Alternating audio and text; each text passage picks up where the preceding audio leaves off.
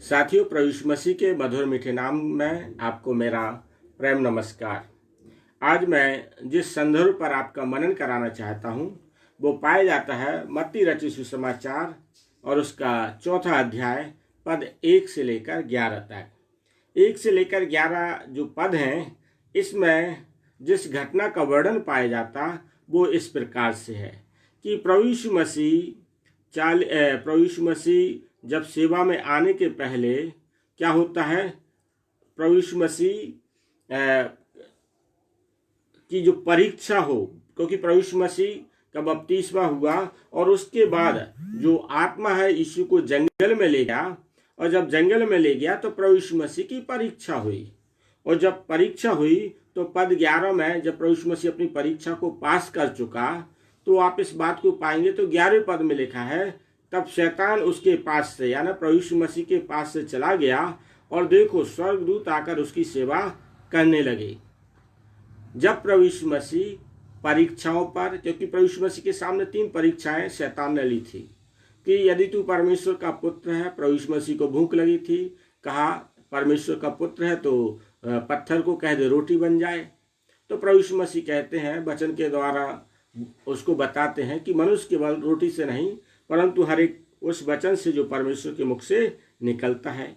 इसके बाद जो इब्लीस है, जो शैतान है, उसे मंदिर के कंगूरों पर खड़ा कर देता है और इस बात को कहता है कि तू अपने आप को नीचे गिरा दे, परमेश्वर स्वर्गदूतों को आर्डर देगा और वो तुझे हाथों हाथ उठा लेंगे, तेरे को ठेस नहीं लगेगी। इसके बाद शैतान सारा एक ऊंचे पहाड़ पर ले जाता है प्रभु यीशु मसीह को, सारा वैभव दिखाता और कहता मुझे दंडवत कर तो मैं तुझे ये सब दे दूंगा। प्रभु यीशु मसीह उससे बोलते हैं, शैतान तू मेरे सामने से भाग जा, क्योंकि परमेश्वर यहोवा को छोड़कर किसी की आराधना नहीं करना। तो 11वें पद में हम जो देखते हैं वो ये देखते हैं कि शैतान जब चला गया तो स्वर्गदूत आकर प्रभु यीशु मसीह की सेवा करते हैं। अब यही बात हम इस बात को आज देखते हैं संसार में कि ये प्रभु यीशु मसीह को सेवा टहल पहले नहीं, स्वर्गदूत पहले नहीं आए, परीक्षा के पहले सेवा टहल करने नहीं आए। एक कड़ी परीक्षा से प्रभु यीशु मसीह को गुजरना पड़ा। भूखा है, प्रभु यीशु मसीह आर्डर दे सकता था, जो शैतान बोल रहा था कोई गलत नहीं बोल रहा था। प्रभु यीशु मसीह के पास इतना पावर था, वो पत्थर को रोटी बना सकता था, लेकिन एक परीक्षा थी जिसे प्रभु यीशु मसीह ने पार किया। तो ये बातें होती हैं, जब हम परीक्षा को पार करते हैं तो उसका पुरस्कार प्रभु यीशु मसीह को स्वर्गदूत सेवा टहल करने के रूप में मिलती है। आज के संसार में प्रभु के हम कई बड़े सेवकों को देखते हैं। आप डॉक्टर पॉल दिनाकरण को देखते हैं, आप पास्टर बेनी हिन के लिए सुनते हैं, देखते हैं, पास्टर बजेंद्र के लिए भी सुनते होंगे, एंकर नरोला को भी सुनते होंगे। और इनका जीवन देख के कई बार हमें लगता है बड़ा अच्छा जीवन है, अच्छा मस्त, इनकी सिक्योरिटी गार्ड रहते हैं, इनके साथ बाउंसर रहते हैं, ये हवाई जहाज में यात्रा करते हैं, बड़े बड़े मंच से स्पीक करते हैं, लोग इनसे मिलना चाहते हैं, इनकी बड़ी बड़ी गाड़ियाँ होती हैं, इनके बड़े बड़े बंगले हैं, ढेर सारी बातें, इनकी वैभव को आप देखते हैं तो आपको कई बार ऐसा लगने लगता है कि हम भी इनके समान बन जाए, और लगना भी चाहिए। हर व्यक्ति में इच्छा होना चाहिए हमारे पास भी बड़ा भारी बंगला हो, मेरे पास भी बड़ी भारी गाड़ी हो, तो ये लगना कोई गलत बात नहीं है, अच्छी बात है। ये वैसे ही है जिस प्रकार से प्रभु यीशु मसीह की परीक्षा के बाद स्वर्गदूत उसकी सेवा टहल कर रहे थे, तो ये जो परमेश्वर के बड़े जन हैं जिनके मैंने नाम बताया, और भी लोग हैं, ठीक है ना, तो ये इनका जो वैभव देख के मानो उसी प्रकार से है कि स्वर्गदूत इनकी सेवा कर रहे हैं। लेकिन ये स्वर्गदूत इनकी सेवा कब कर रहे हैं, तो आप उनके जीवन को आपको पढ़ना पड़ेगा कि कैसे उन्होंने प्रभु के साथ समय व्यतीत किया है।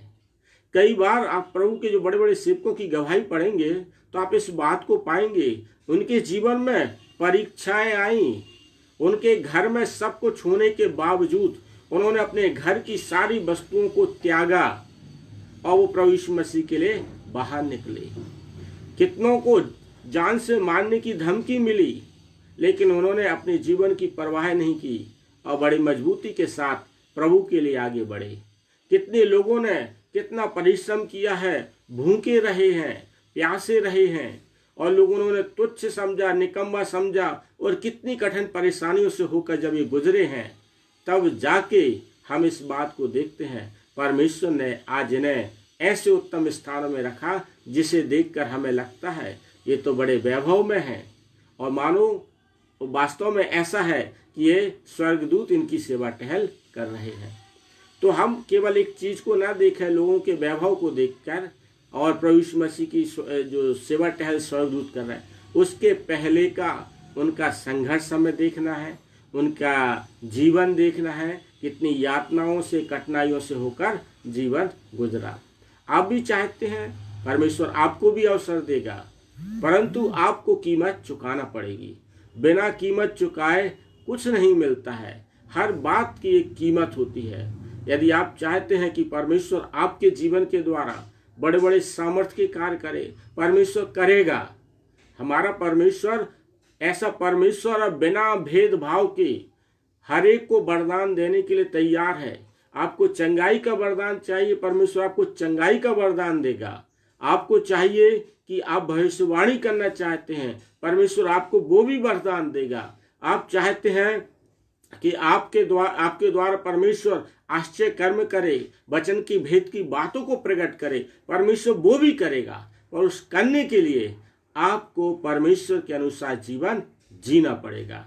और जब आप जिएंगे और उस परीक्षा से होकर गुजरेंगे, तो परमेश्वर आपके जीवन में वो सारी आशीष देगी। हम तो सौभाग्यशाली हैं कि परमेश्वर ना किसी बात में भेदभाव नहीं करता, ना अमीरी में, ना गरीबी में, ना गोरे में, ना काले में, ना ऊंच में, ना नीच में, सबको समान रीति से परमेश्वर देखता है और सबको वरदान देने के लिए तैयार। पर बात यह है, आपका परमेश्वर के प्रति कैसा समर्पण है, आप परमेश्वर से कैसे लगाव रखते हैं, परमेश्वर को आप कैसे ढूंढते हैं, आप परमेश्वर की कैसे खोज करते हैं। बाइबल में ढेरों उदाहरण हैं। आप दाऊद का जो उदाहरण देखते कि दाऊद बिल्कुल राजा बन गया। वो राजा ऐसे नहीं बना, उसने उसकी कीमत चुकाई है। जंगल में भेड़ बकरियों को चराता था, और वो भेड़ बकरियों में ये समझिए कि एक लीडरशिप की क्वालिटी उसमें तैयार हो रही थी, और वो उस समय परमेश्वर को खोजता था। उसने उस दौरान क्या किया कि परमेश्वर के भजन लिखे। आप जो भजन संहिता की पुस्तक पढ़ते हैं, ये भजन की जो पुस्तक है, ये उस समय की नहीं कि जब दाऊद राजा बन गया, क्योंकि राजा बनने की प्रक्रिया में जब हुआ, वो तो युद्ध पर युद्ध करता रहा। वो तो उसके तो आसपास के जितने राजा थे, राज्य थे, उनके साथ उसका युद्ध चलता रहता था। उसने उसके पहले कि परमेश्वर उसके पहले उसे राजा चुने, उसके पहले उसने परमेश्वर के प्रति धन्यवादी मन प्रकट किया, भजन लिखे, भजन गाए, और समझिए कि भेड़ बकरियों को चराते हुए। तब जाके उसका पुरस्कार जब वो राजा बनने का आया ना, तो राजा ऐसा नहीं, उसकी भी कीमत चुकाई, गोलियत से लड़ना पड़ा। आप अपने जीवन में देखिए, आपके जीवन में कितने गोलियत हैं, उस पर लड़िए, उस पर आप जय पाइए, परमेश्वर आपको आगे बढ़ाएगा, तब राजा बनेंगे जैसे दाऊद बना। तो हमारे जीवन में मैं चाहता हूँ मेरे जीवन में सब अच्छा हो।